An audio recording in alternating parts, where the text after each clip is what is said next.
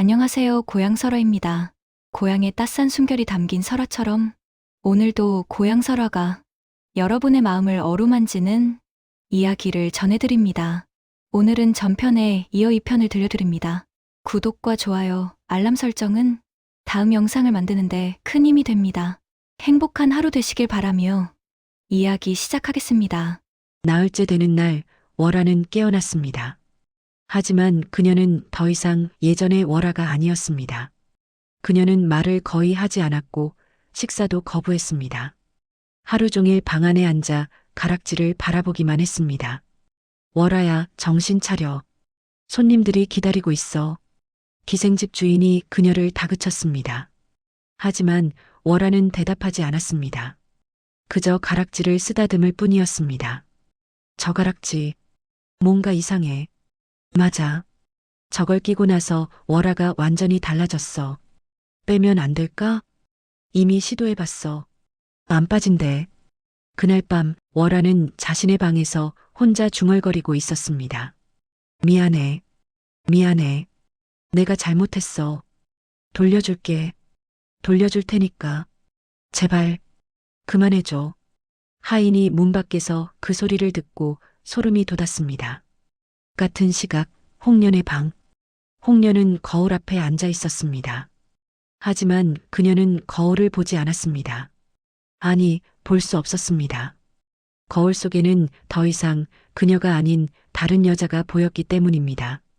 그 여자는 창백한 얼굴에 긴 머리를 늘어뜨리고 있었습니다. 눈은 검게 변해 있었고 입술은 파랗게 질려 있었습니다. 그 여자는 거울 속에서 홍련을 똑바로 바라보고 있었습니다. 누구야? 홍련이 떨리는 목소리로 물었습니다. 거울 속의 여자가 입을 열었습니다. 나야. 너의 거울 속에 사는 나. 아니, 내가 쓴 비녀의 주인. 홍련은 비명을 지르려 했지만 목소리가 나오지 않았습니다.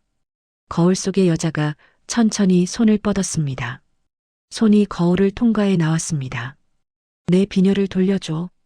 홍련은 뒤로 물러나려 했지만 몸이 움직이지 않았습니다. 그 손이 점점 가까워졌습니다. 안 돼. 안 돼. 홍련은 마침내 비명을 질렀습니다. 그 소리를 듣고 하인이 방문을 박차고 들어왔습니다. 홍련, 무슨 일이야? 하지만 방 안에는 홍련만 있었습니다.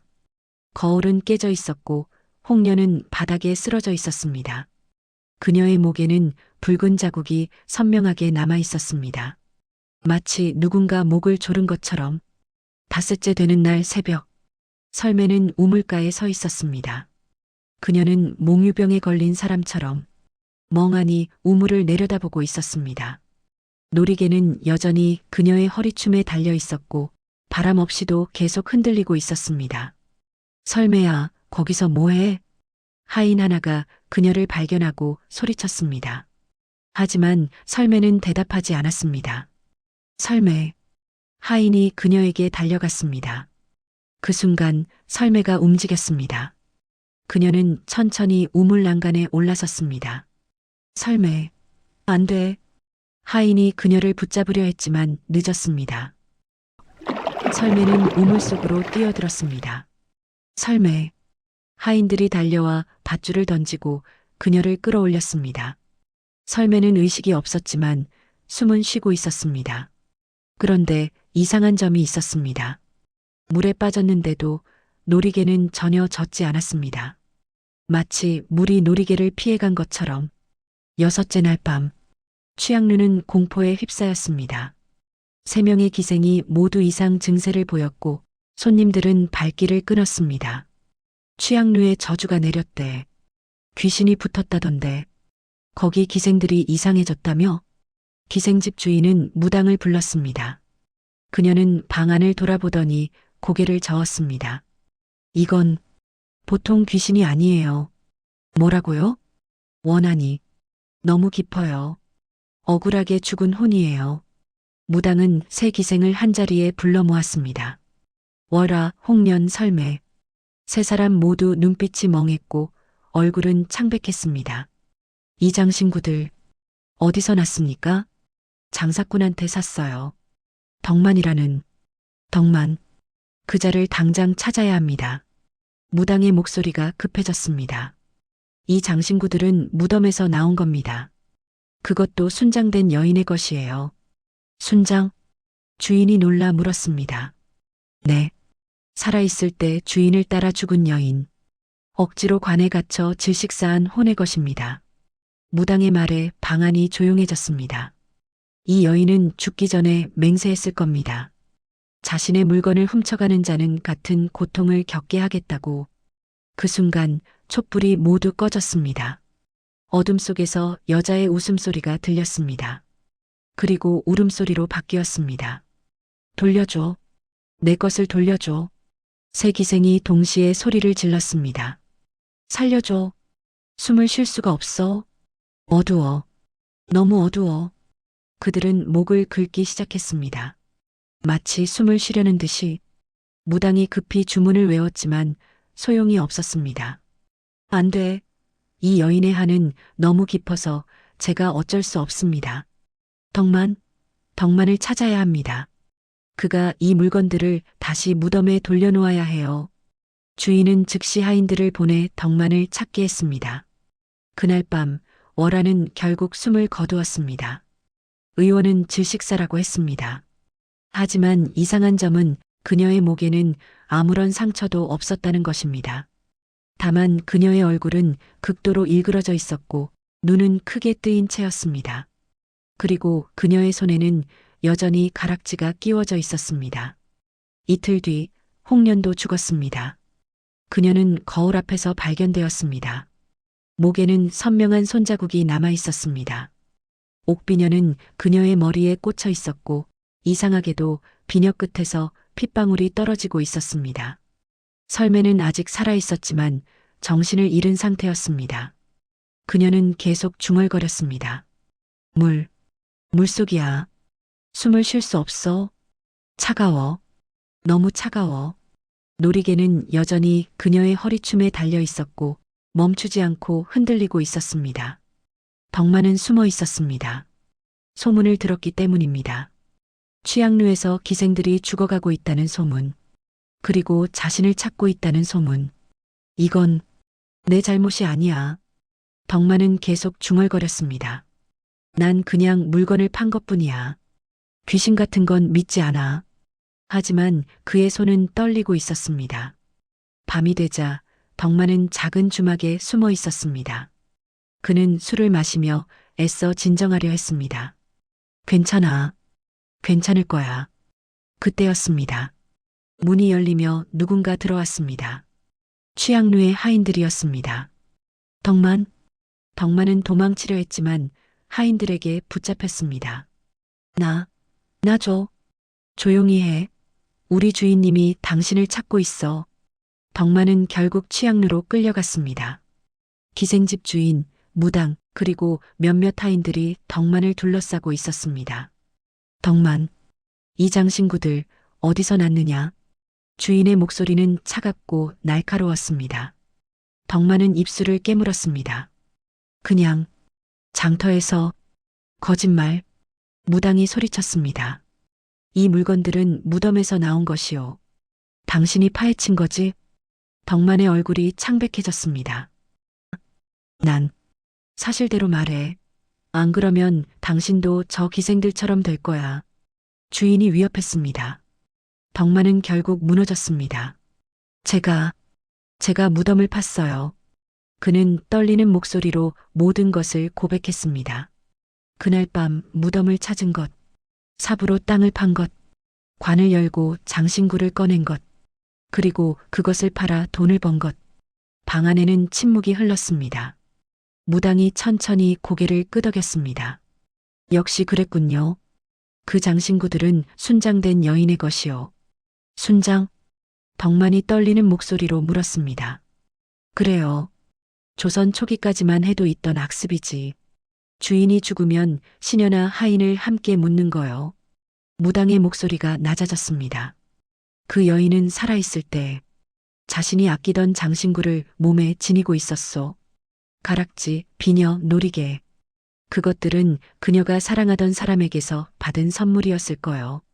하지만 그녀는 주인이 죽자 억지로 순장되었소.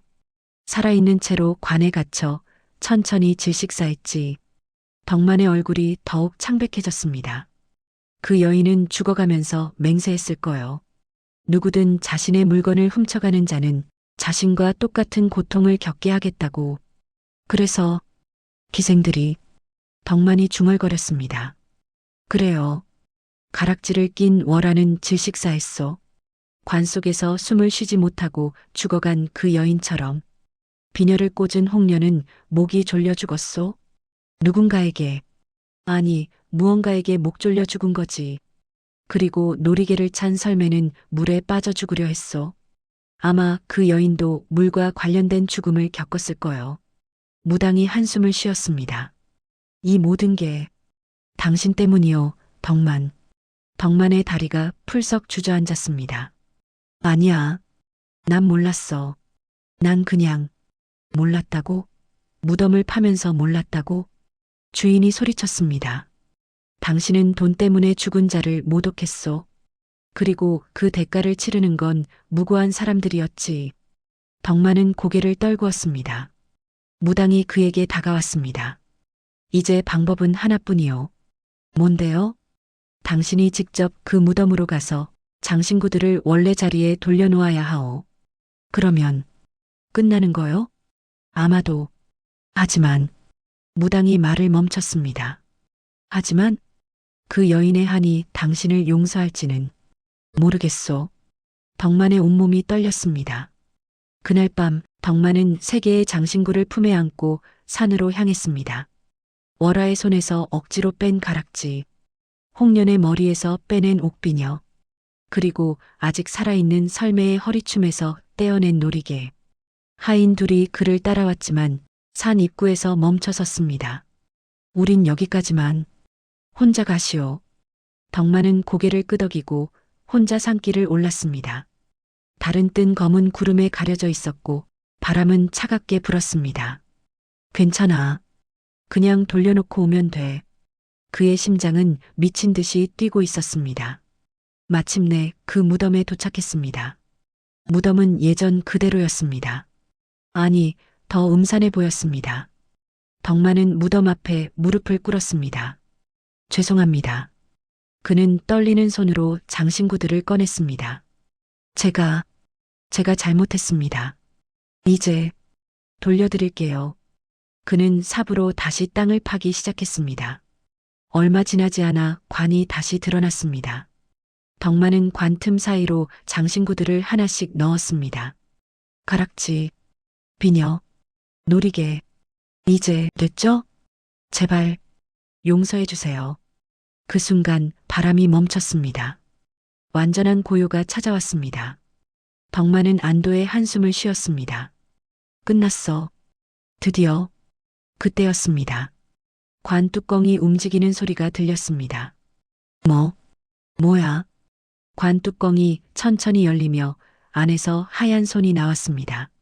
그리고 그 손은 덕만의 발목을 잡았습니다. 으악! 덕만은 비명을 지르며 뒤로 물러났지만 손은 놓아주지 않았습니다. 관 속에서 여자가 일어났습니다. 긴 머리에 창백한 얼굴, 눈은 검게 변해 있었고 입술은 파랗게 질려 있었습니다. 그녀는 덕만을 똑바로 바라보며 천천히 다가왔습니다. 넌 용서할 수 없어. 아니, 제발. 덕만은 도망치려 했지만 발이 움직이지 않았습니다. 여자의 손이 그의 목을 향해 다가왔습니다. 너도 내가 겪은 고통을 똑같이 느껴봐. 그 순간 덕만은 숨을 쉴 수 없었습니다. 마치 관 속에 갇힌 것처럼. 숨을 쉴 수가 없어. 덕만은 목을 긁기 시작했습니다. 여자는 그를 내려다보며 말했습니다. 이제 알겠지. 살아있는 채로 죽어가는 고통이 얼마나 무서운지. 덕만의 몸부림은 점점 약해졌습니다. 그리고 결국 움직이지 않았습니다. 이튿날 새벽, 하인 둘이 산으로 올라갔습니다. 덕만, 그들은 덕만을 찾아 헤맸습니다. 그리고 마침내 그 무덤 앞에서 그를 발견했습니다. 덕만은 무덤 앞에 쓰러져 있었습니다. 그의 손에는 가락지와 비녀, 놀이개가 다시 쥐어져 있었습니다. 마치 돌려주려다 돌아가지 못한 사람처럼 그의 얼굴은 극도로 일그러져 있었고 눈은 크게 뜨여 있었습니다. 목에는 붉은 자국이 선명하게 남아 있었습니다. 덕만이 죽은 그날 설매는 깨어났습니다. 그녀는 멍한 눈으로 주변을 둘러보았습니다. 여기가 어디예요? 취향루야. 넌 살았어, 설매. 주인이 안도하며 말했습니다. 설매는 자신의 허리춤을 만졌습니다. 끝났어. 드디어 끝났어. 그녀는 눈물을 흘렸습니다. 그 후 취향루의 기이한 일은 거짓말처럼 사라졌습니다. 사람들은 그들을 위해 제를 지냈고 무당은 긴 시간 동안 혼을 달랬습니다. 덕만의 시신은 그 무덤 옆에 묻혔습니다. 사람들은 그곳을 지날 때마다 이렇게 말했습니다. 저기 무덤 도굴꾼이 묻혀 있대. 저주받아 죽었다지. 절대 무덤을 파서는 안 된다더라. 옛사람들은 말했습니다. 죽은 사람의 것은 죽은 사람의 것이다. 탐욕은 눈앞에 은전을 가져다 주지만 그 대가는 반드시 치르게 된다고. 그래서 이 이야기는 지금까지도 전해집니다. 무덤을 파는 자는 결국 자기 인생의 무덤도 함께 판다는 것을